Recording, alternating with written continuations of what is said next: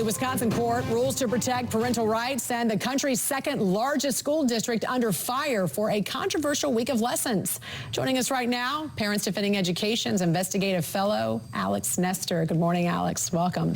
Thanks. So it's a big win for parents' rights after this Wisconsin court ruled in favor also of Parents Defending Education in this lawsuit about changing a student's names and pronouns without parental consent. Tell us more about this lawsuit and the decision.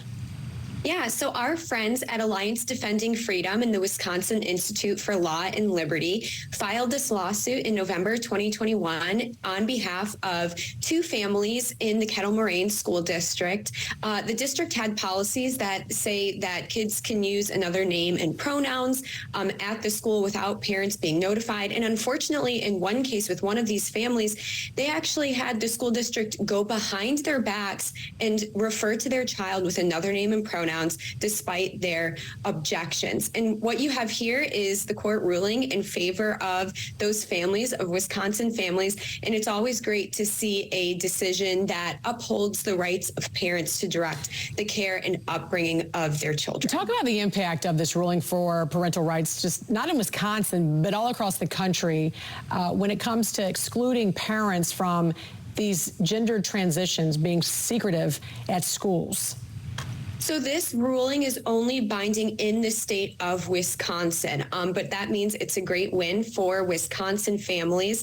It's a great step. There's still a lot of work to be done. At Parents Defending Education, we've tracked over 1,000 districts that have similar policies that exclude parents from, this information. Parents might not be notified if their kid decides to use another name and pronouns at school. So unfortunately, there's still more work to be done, but, great win for Wisconsin. It's only in Wisconsin, but as we know, a lot of court cases, regardless where they are in the country, they are used as a precedent in so many of these lawsuits.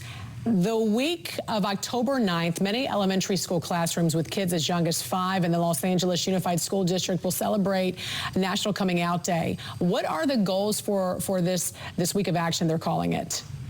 So the explicit goals, as usual, are, diversity and inclusion. And of course, it is great that, all kids at all schools should feel welcome, safe, included. But unfortunately, the implicit purpose here is always, division. There's an activity that asks kids to, discuss their different elements of their identity, from their race to their sexuality to their gender identity, even asks them about their mental health and asks them to compare these different parts of their identity with other students.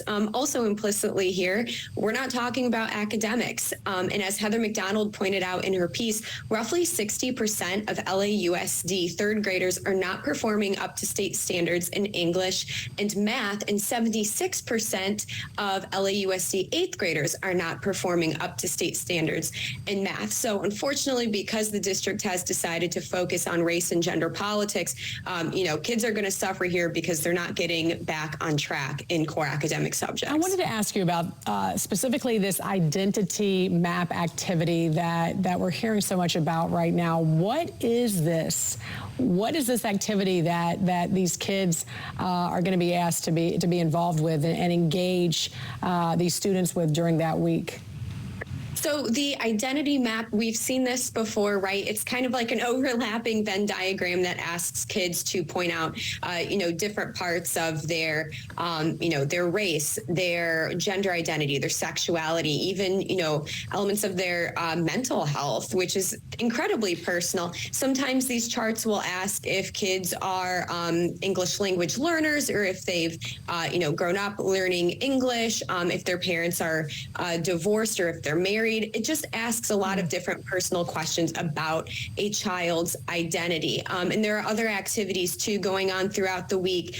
There's a pledge here which asks kids to use respectful language. And of course, that's great. But unfortunately, a lot of times we've seen, language policies for districts saying that kids have to call one another by their preferred name and pronouns, which could be compelled speech. So again, what this district has chosen to focus on is divisive of race and gender politics and not academics. And that's at a time when kids are struggling, you know, in just core academic subjects. Academically, yeah. And I've seen a lot of parents and educators really fired up online about this, because I guess this identity map also asks questions even about their size.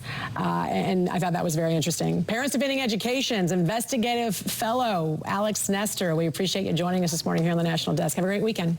Thanks, you too.